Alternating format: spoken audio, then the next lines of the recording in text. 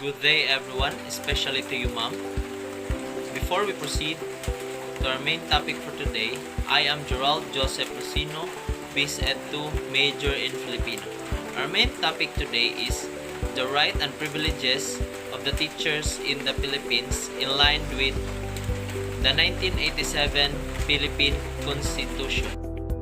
According to the Republic of the Philippines House of Representatives, as the press releases on 11th of July 2016 at 9:16 a.m. A re-elected lawmaker wanted to appeal to his colleague in the 17th Congress to support our fellow teachers by increasing their basic salary to at least 36,000 pesos. As Representative Raul Dilmar, 1st District Cebu City, that our public school teachers are often underpaid workers in the society, despite the thought that they are the molders of our children's future.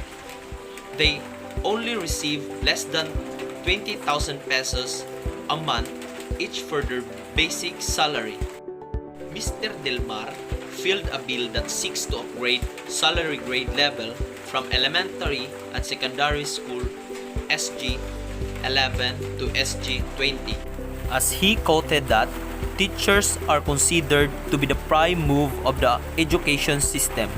Hence, the government needs to give priority to their interests and welfare. He based on the third phase of all the salary standardization law. This is L3. He then added that the public school educators only receive a minimum salary of 18,549 pesos, while the government employees under SG20 have a basic monthly rate of 36,567 pesos. He wanted to tell all that public and private institutions in the educational system shall then exercise reasonable supervision and regulation of educational institutions. Because on Article 14, Section 5 of the Constitution that states that it shall assign the highest budget in order to prioritize education and ensure that the teaching will attract and retain its rightful share of the best talents for the other means of satisfaction and fulfillment. He also then stated that the increase of teacher salary should be adjusted in their accordance with the qualifications and length of service and should across the board of adjustment. So then, DepEd and DBM are directed to promulgate the necessary rules and regulation, implement and supervise this act. As he quoted last that, to give meaning to the spirit and intent of the above-mentioned constitutional provisions, there has been compelling need to upgrade the salary grade of our public school teachers. Dilmar. As a future educator, it's never been wrong to fight right for us educators. We work hard as well, and I stand to Mr. Dilmar and salute him for his kindness of heart and felt hard works of our dearest educators. My topic is all about Commonwealth Acts number 578. Good afternoon to all my co-classmates, especially to you, Ma'am Juan. Good afternoon. So this afternoon, I will discuss my topic about the Commonwealth Act number 578. So before I proceed, by the way, I'm Leia Cabral, BSED Filipino 2. So in Philippine laws, Commonwealth Act number 578 is enacted on June 8, 1940, conferred the status of persons and authority.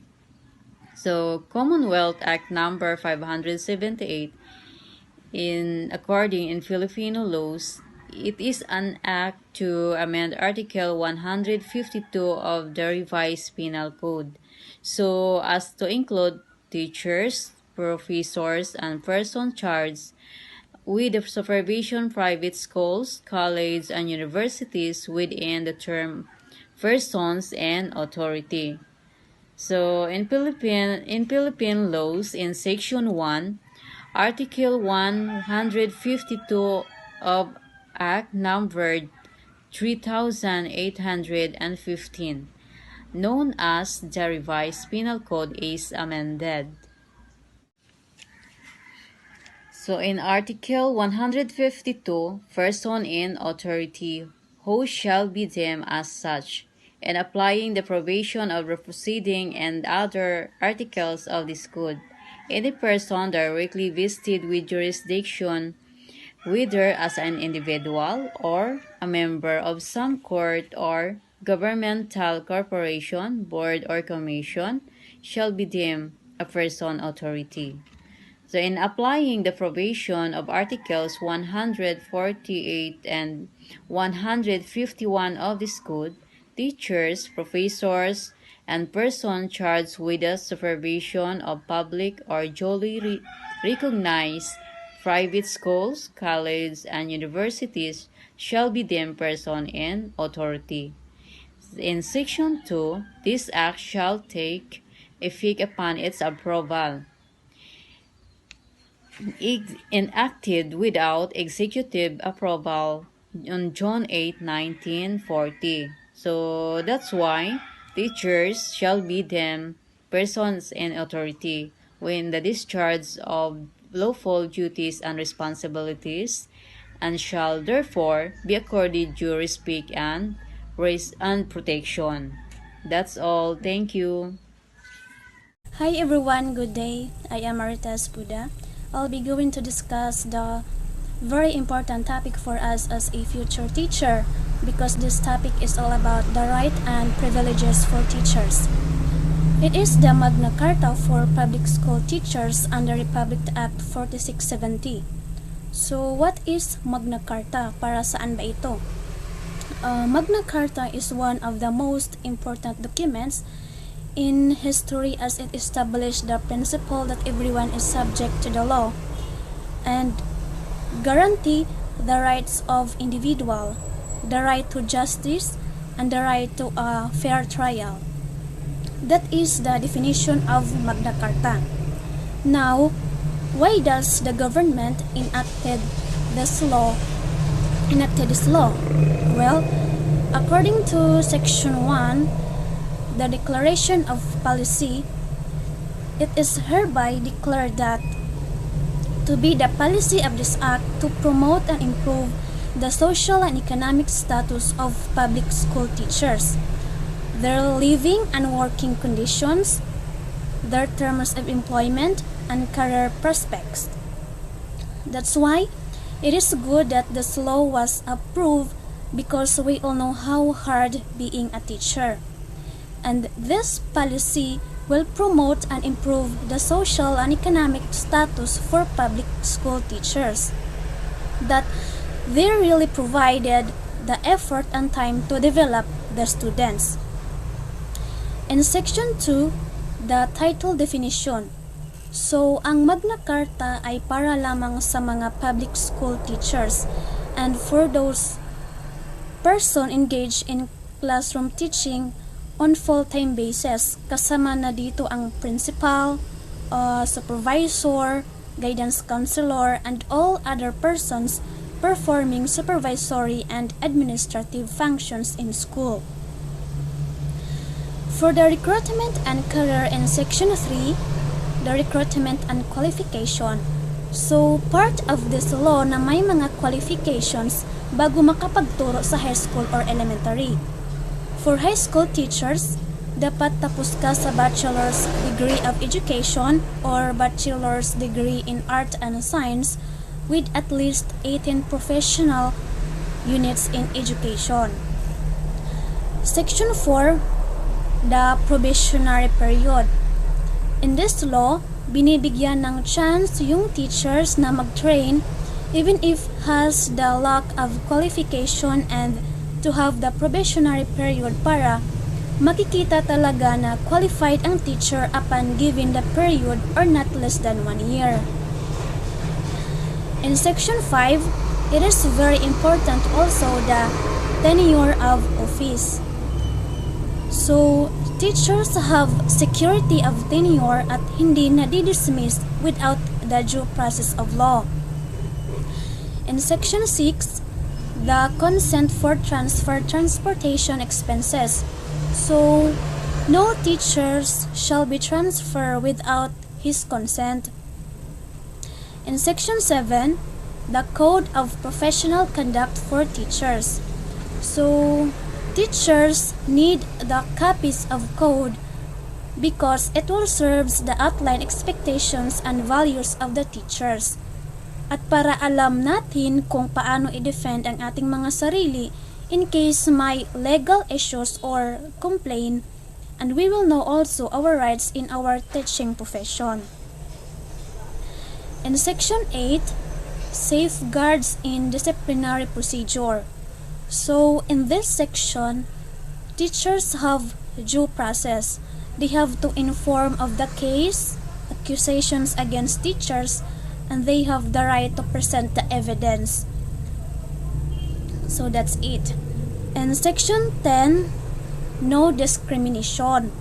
In this law, teachers have the right that there should be no discrimination will happen in the entrance of teaching profession or during in its exercise.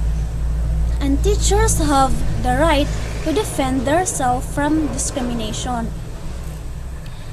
Then in section 11, married teachers. In this law, married teachers should employ in the same locality, not necessarily the same school, the same locality. In section 13, it is very important that teaching hours. In this law, ang mga guro ay hindi lalagpas ng 6 hours sa pagtuturo. Then in section 16, the salary scale. So in this law, there should be an increase in salary and it should be satisfactory based on their work. So to sum it all, we as future teachers, we need to study this law in order for us on how to defend ourselves in the future. We know how the community look at the teachers as a role model o dapat kanais-nais ang ating mga gawain dahil nga tayo ay modelo.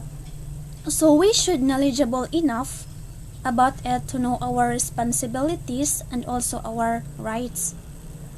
So that's all my report, and the continuation of this report will assign to Virgie Rose.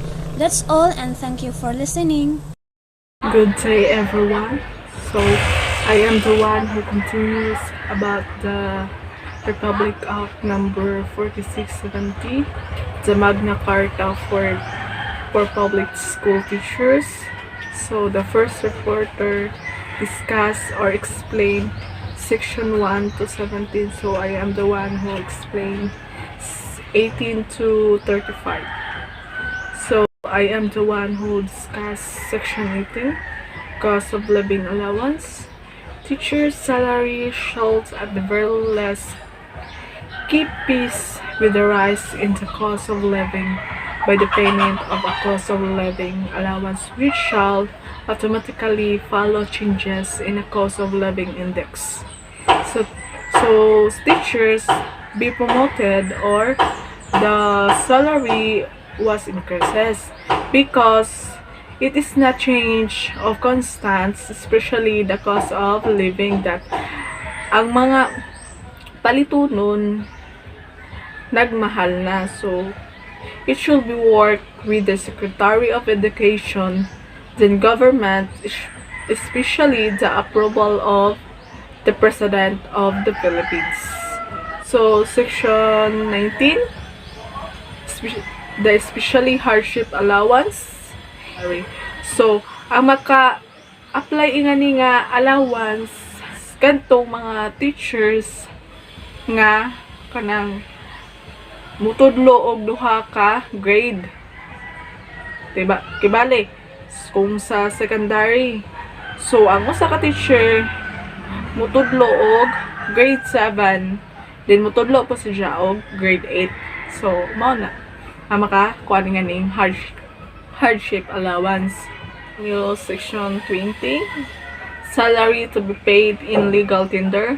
So salary of teacher shall be paid in the legal tender of the Philippines or its equivalents in check or treasury warrants, provided however that such check or treasury warrant shall cashable in any national, provincial, city, or municipal treasurer office.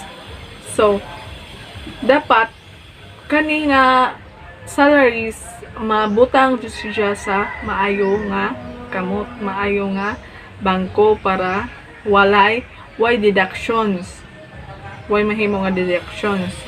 Section 21, deduction prohibited. No person shall make any deduction whatsoever from the salary of the teacher except under a specific authority of law authorization such a deduction. So di man jud pwede nindot paminawon nga kanang kuan nga madidakan lang jud og di jud pwede nga ang imong sweldo madidakan lang nga why imong authorization. So if na kay loan, nakig-apply nga loan sa GSIS ba na, so mo deduct jud sila, pero naa jud ang imong authorization nga mo deduct sila.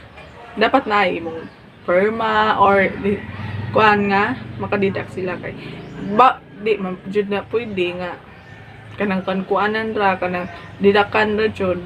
So mao ni gi kuan ni nga law.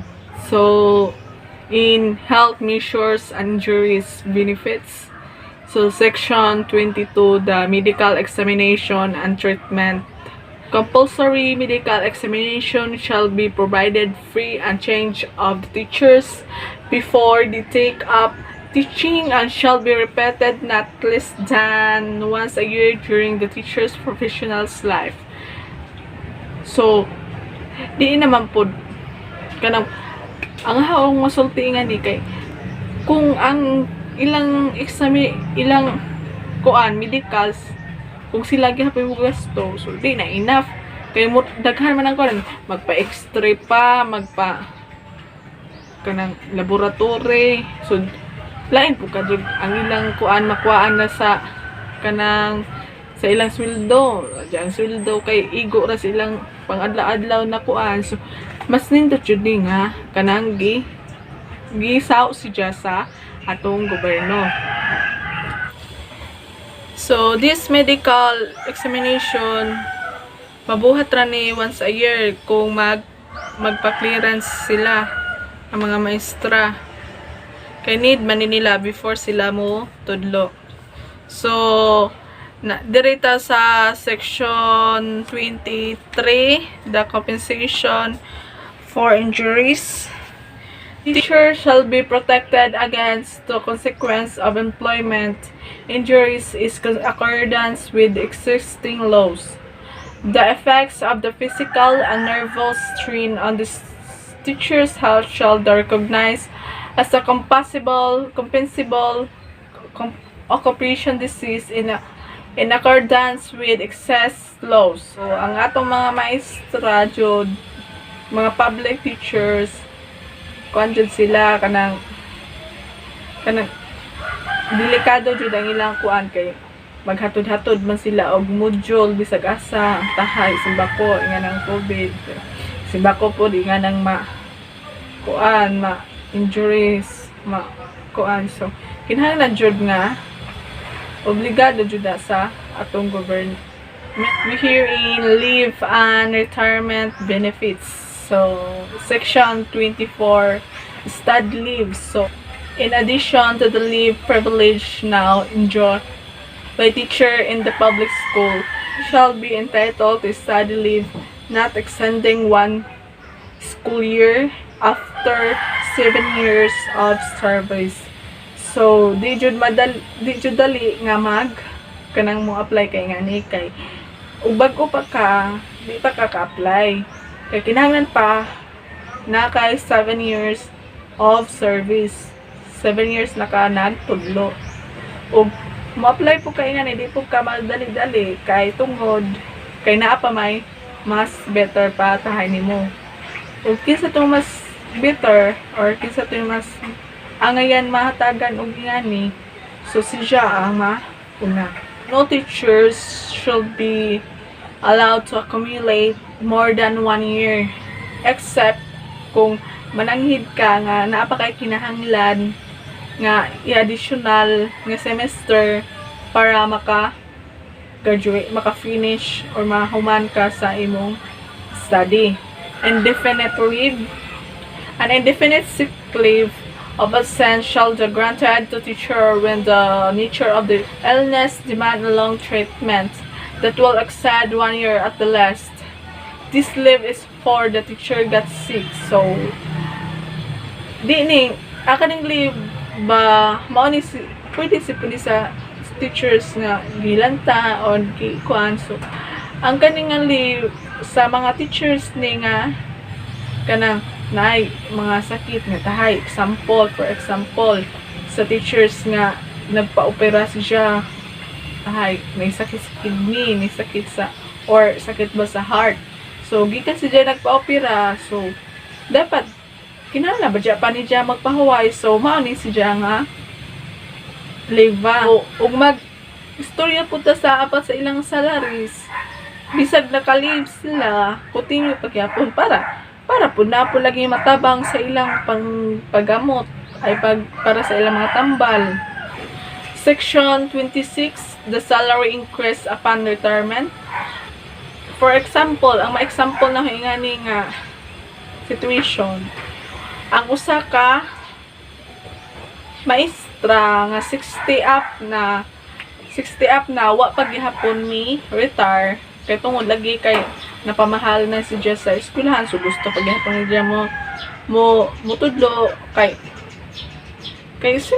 syempre murag 30 or 40 years na siya diha nagtudlo, so murag di na dyan siya kaya magkuan.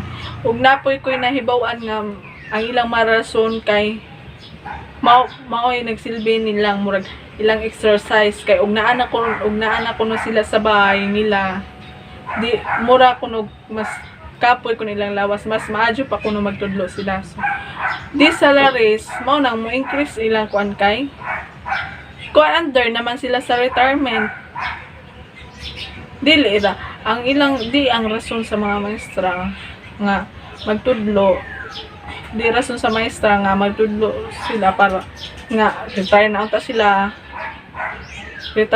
sila ang jawa paghapon sila yung retire para lamang makakwartang dako malagi ang salary. We hear in teachers organization section 27, freedom to organize. Public school teachers shall have the right to free and without previous authorization, both to establish and to join organization of their choosing, whatever local or national, to further and defend their interests. So, kanang tanan nga maestra na adjud ta or tanan nga tao na ate freedom. So, if ang maestra ganahan siya mo himo og organization, so free siya mo himo og pwede po siya mo kanang mo asa ijang co-teachers para pwede siya mo asa ijang co-teachers nga mo enter nga nga group. So ang ma-enter nga nga group, so naa siya protection. There are the common example sa mga teachers organization. The FAFTI, the Philippine Association for Teachers Education, and PACA, or Seminar, Workshop, Training, and Conference. In Section 28, The discrimination against teachers prohibited. Ang example ingani is usa ka principal and usa ka applied teachers. So, ang usa ka teachers may apply, so the principal asked to the nangutan na siya sa teachers nga kanang kanang makaya ba nimo magtudlo nga kanang or kaya ba nimo mubadlo nga gamay ra man ka, so naan jud ay discrimination. Section 29, National Teachers Organization shall be consulted in formulational education policies, a professional standard, and in the formulation of national policy, government, the social security of the teachers. So as a teachers, dapat sakto jud ang imong masalihan ng organization kay og di sakto ngilad pud paminawon kay as a teachers you need to follow the national policies. So we here in administration and enforcement, rules and regulations. The Secretary of Education shall promote and prepare the necessary rules and regulations to implement the previous of this act. So ang hang example nga ni naman ginas rules and regulations sa usa ka teachers nga dili pwede mo mamato og chalk or mamato og eraser sa ijang estudyante. Kay ang dapat buhaton na sa maestra, dapat ijang tudluan og maayo or tudluan siya para makamao. So section 31, the budgetary estimate. Karoon talaga ng submission budgets sa Congress, doon sa Congress annually for the proper distribution of money sa ating bansa. Section 32, the penal provision. So as a teachers, nindot jud po nila nga para maprotektahan ang ilang kaugalingon. So kitang kanang tanan nga teachers na dun sila rights ngani nga na sila rights nga maprotektahan ang ilang kaugalingon. Section 33, repealing close all acts or parts of acts, executive orders and other implementing rules inconsistent with the provision of this act are hereby the repeal, amended, or modified accordingly. Separability clause. If any provision of this act is declared invalid, the remainder of this act of any provision not affected thereby shall remain in force and in effect. The last section, this act shall take effect upon its approval. So kinahanglan jud nga naay approval sa lahat sa tanan nga buhaton.